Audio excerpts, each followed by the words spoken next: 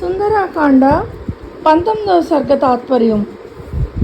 రూప యవ్వన సంపన్నుడు, అమూల్యమైన ఆభరణాలు ధరించిన వాడు అయిన ఆ రాక్షస రాజును అంటే రావణుని అల్లంత దూరంలో చూడగానే జనకరాజనందన దోషరహిత అందమైన కటిప్రదేశం గలది అయిన సీత పెనుగాలిలో ఊగులాడే అరటి చెట్టులా గజగజ వణికిపోయింది.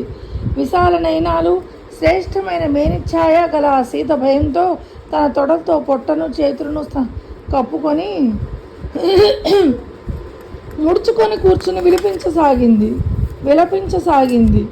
విదేహరాజు పుత్రిక రాక్షస స్త్రీల కావలిలో ఉన్నది, దుఃఖించే పీడితే అయి ఉన్నది, సముద్ర మధ్యంలో ప్రమాదంలో చిక్కుకున్న నావవలే ఉన్నది అయిన ఆ సీతను రావణుడు చూశాడు. కఠోర పాతివ్రత్య నియమాన్ని పాటిస్తున్న సీతాదేవి నరికివేయడంచే నేలబడిన మహావృక్షపు కొమ్మల కటిక నేలపై కూర్చొని ఉంది. అలంకరణకు ఏకైక అర్హురాలైనప్పటికీ అలంకార రహితే ఉన్న సీతాదేవిని మాలిన్యమనే అలంకారాన్ని ధరించి ఉంది. బురదతో కూడిన తామరతూడు వలె ఆమె ప్రకాశింపనిదై కానవస్తోంది. సంకల్పాలనే గుర్రాలు పూంచిన మనోరథాలనే రథాన్ని అధిరోహించి రాజశ్రేష్ఠుడు సర్వజ్ఞుడు అయిన రాముని వద్దకు సీత వెళుతున్నదా అన్నట్లుంది. రామ వియోగ దుఃఖానికి అంతం కానరాకపోవడంతో సదా సర్వవేళలా విలపిస్తూ కుంగిపోతూ ఒంటరి రాముని మీదనే మనస్సును నిలిపి ఆ సీతాదేవి శుష్కించిపోయింది, అంటే చిక్కిపోయింది.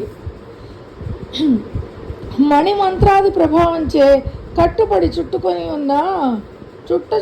ఉన్న ఆడ సర్పం వలె ధూమకేతువనే ధూము గ్రహంతో దిక్కుదోచని స్థితిలో ఉన్న రోహిణి నక్షత్రం వలె ఆ సీత కనిపిస్తోంది. సదాచారము, ధర్మతత్పరత కులీనము అయిన వంశంలో జన్మించి అంతకు ధీటైన ఉత్తమ వంశంలో వివాహ సంస్కారం ద్వారా ప్రవేశించిన సీతాదేవి ఇప్పుడు నిమ్నమైన పేదరికం తాండవించే వంశ సంజాతగా కనబడుతున్నది. కల్పితమైన అపవాదు వలన పతనమైన కీర్తి వలె మరణము లేనందున దుష్ఫలమైన విద్యా సంధాన ఆ సీత ఇప్పుడు ఉన్నది. క్షీణించిన యశస్సుల వమ్మైన నమ్మకంలా పూజా ద్రవ్యాలు లోటైన పూజ వలె నిష్ఫలమైన ఆశ వలె ఆ సీతాదేవి కానవస్తున్నది. తప్పక వస్తుందని ఎదురు చూస్తున్న ధనలబ్ధి రాకుండా పోయిన చందాన శిరసాహింపబడని ఆజ్ఞల ఉత్పాత సమయంలో జ్వలిస్తున్న దిక్కు వలె సకాలంలో నిర్వర్తించబడని పూజ వలె సీతాదేవి ఉన్నది.